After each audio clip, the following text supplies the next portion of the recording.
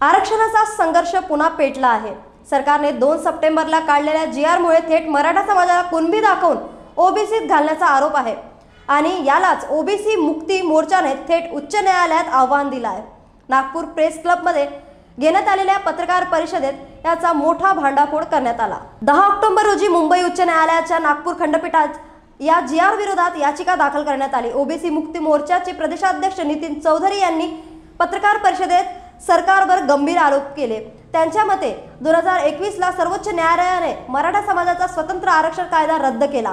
2024 मध्ये सरकारने पुन्हा नवा कायदा आणला ज्या विरोधात खटला सुरू आहे, पण आता दबावाखाली सरकारने शॉर्टकट मार्ग काढला आहे। हा मार्ग म्हणजे मराठा समाजाला थेट कुणबी दाखवून ओबीसी प्रमाणपत्र देण्याचा।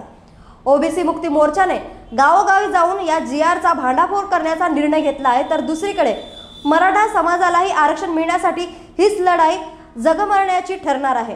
आता या संघर्षाला न्यायालयीन शिक्कामोर्तब काय लागतं हेच पाहणं महत्त्वाचं ठरणार आहे। आम्ही मुख्य संयोजक नितीन चौधरी आम्ही गेल्या 40 वर्षापासून ओबीसी न्याय हक्क आणि मागण्यांसाठी आम्ही सातत्यानं सकारात्मक पद्धतीनं आणि वैधानिक मार्गाने आम्ही हे संघर्ष करत आलेलो आहोत। 2 सप्टेंबर 2025चा जो सरकारने परिपत्रक काढलं, जीआर काढला, त्या जीआरमध्ये जात प्रमाणपत्र आणि जात वैधता प्रमाणपत्र आणि त्यातल्या त्यात ओबीसी प्रमाणपत्र यासाठीची जी सेट कार्यपद्धती ठरलेली आहे शासनाची, याच्यापूर्वीची कायद्यानुसार जी ठरलेली आहे, त्याचं हे उल्लंघन करणारं परिपत्रक आहे।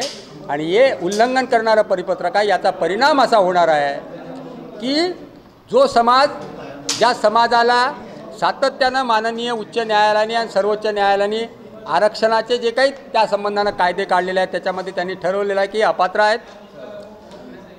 माननीय सर्वोच्च न्यायालयाने स्वतंत्र आरक्षणाचा कायदाही रद्द केला।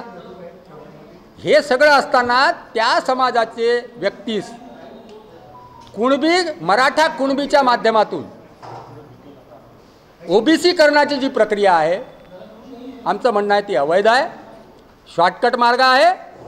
आणि त्याच्या माध्यमातून एक जरी ओबीसीचं प्रमाणपत्र जरी अशा पद्धतीनं अवैध मार्गानं जर कोणाला मिळालं तर आमचं म्हणणं आहे ओबीसीचं नुकसान आहे, ओबीसीला धक्का आहे। आणि असे धक्के ओबीसी किती दिवस सहन करणार आहे? आणि म्हणून याच्या विरोधात आम्ही याचिका दाखल केलेली आहे। आणि हे कालच आम्ही ही याचिका दाखल केली 10 तारखेला, आज 11 तारीख आहे। आणि आपल्यासमोर याविषयी आपल्याला सांगण्यासाठी म्हणून या याचिकेच्या संदर्भात आम्ही ही दाखल केलेली याचिकेच्या संदर्भात सांगण्यासाठी म्हणून आजची ही पत्रकार परिषद। धन्यवाद।